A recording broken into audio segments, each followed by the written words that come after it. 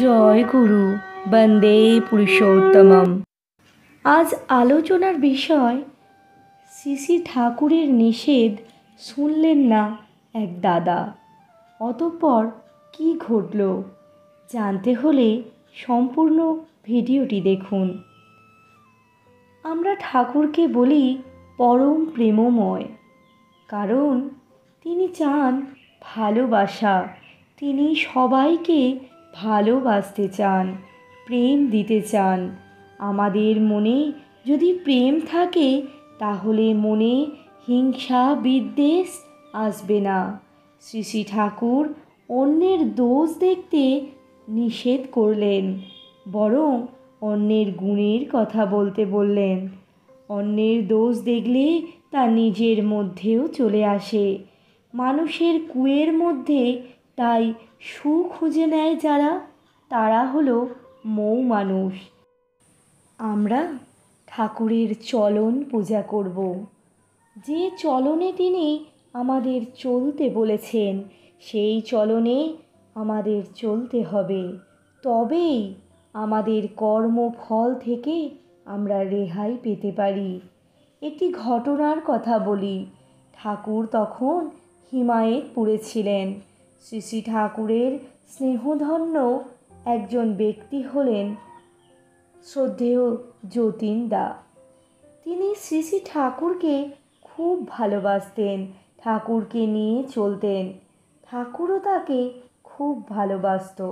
কিন্তু ওই যে ঠাকুরের কথা অক্ষরে অক্ষরে পালন করতে হয়, তবেই আমরা বিভিন্ন সমস্যা থেকে মুক্তি পেতে পারি, নচেত নয়।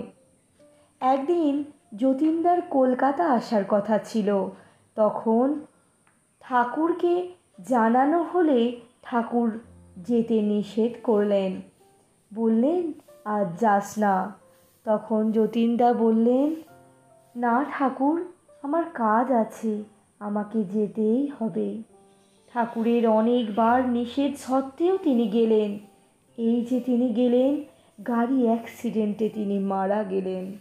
তাহলে দেখুন, ঠাকুরের কথা তিনি সারা জীবন মেনেছেন, কিন্তু ওই যে একটি কথা মেনে চললেন না, তাই জীবনটাই চলে গেল।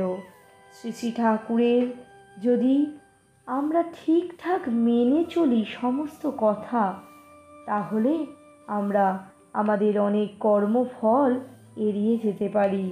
ঠাকুর বলেছেন, যদি হ্যান্ডেলটা আমার হাতে আমি পাই তাহলে মানুষের কুষ্ঠি ওলটপালট করে দিতে পারি। সবার আগে তাই আমাদের ঠাকুরকে ভালোবাসতে হবে।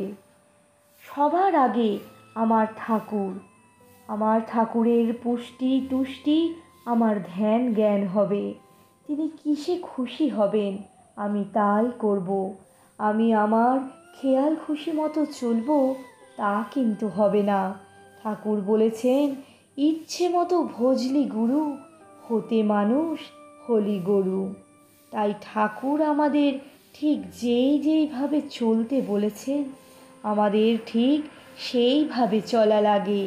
সব অবস্থায় রাজি থাকো, দুঃখ তোমার কি করবে। জয় গুরু বন্দে পুরুষোত্তমম।